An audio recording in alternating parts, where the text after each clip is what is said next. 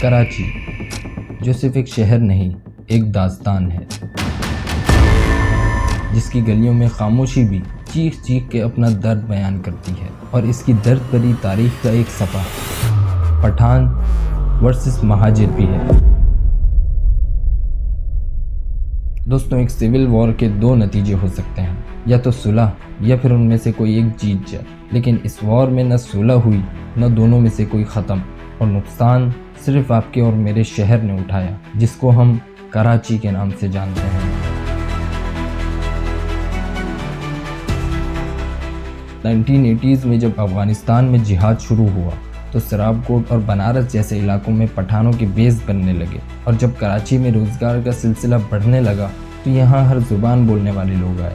لیکن یہاں مہاجروں کی تعداد پھر بھی زیادہ تھی، جو 1947 میں جب پاکستان آزاد ہوا تھا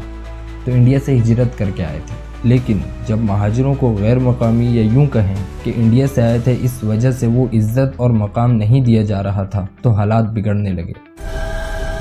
جس وجہ سے 1984 میں MQM وجود میں آئی اور اس نے آواز اٹھائی، اور یہ آواز دھیرے دھیرے اتنی بڑھ گئی کہ سراب کوٹ، قصبہ کالونی، بنارس، لانڈی، کورنگی جیسے علاقوں میں جہاں پٹھان اور مہاجر آمنے سامنے رہتے تھے، یہ سب جنگ کا میدان بن گئے تھے۔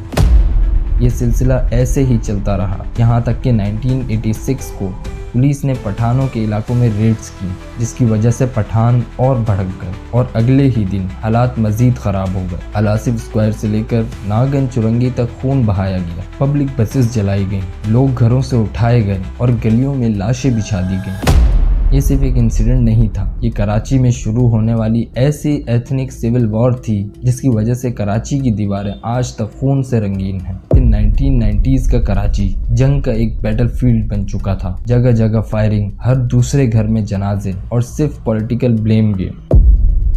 بنارس فلائی اوور، جہاں سے لوگ گزر کر روز آفس جاتے تھے، اب وہ موت کا مرکز بن چکا تھا۔ لوگ کہتے ہیں بنارس فلائی اوور جو پٹھانوں کے ایریے میں آتا تھا، انہوں نے نیچے گزرتے مہاجروں پہ فائرنگ کرنا شروع کر دی، پورا ایریا ریڈ زون بن چکا تھا۔ قصبہ کالونی میں مہاجر بستیاں جلا دی گئیں، اورنگی ٹاؤن، علی گڑھ کالونی اور سائٹ ایریا جیسے علاقوں میں کھلے عام فائرنگ ہوتی تھی۔ پر یہ صرف مہاجروں کی کہانی نہیں، کئی پٹھانوں کو بھی مارا گیا، ہزاروں بے گناہ لوگ مارے گئے، بھلے وہ کسی سول وار کا حصہ نہ بھی ہوتے، تب بھی ان کی جان لینے کے لیے ایک ہی ریزن کافی تھا کہ وہ پٹھان ہو یا مہاجر۔ نہ جانے کتنے معصوم بچوں کا خون بہایا گیا، لیکن پھر آخر کار 1992 میں آپریشن کلین اپ اسٹارٹ ہوا، آرمی انوالو ہوئی تاکہ شہر کے حالات کنٹرول کیے جا سکیں۔ رینجرز نے بھی مختلف علاقوں میں اپنی پوزیشن سنبھال لی اور پولیٹیکل آفیسز کو بند کر دیا گیا، جس کی وجہ سے حالات سنبھل بھی گئے، لیکن کئی ماؤں نے اپنے بیٹے کھو دیے، کسی کو لاشیں ملی اور کسی کو تو وہ بھی نہیں ملی۔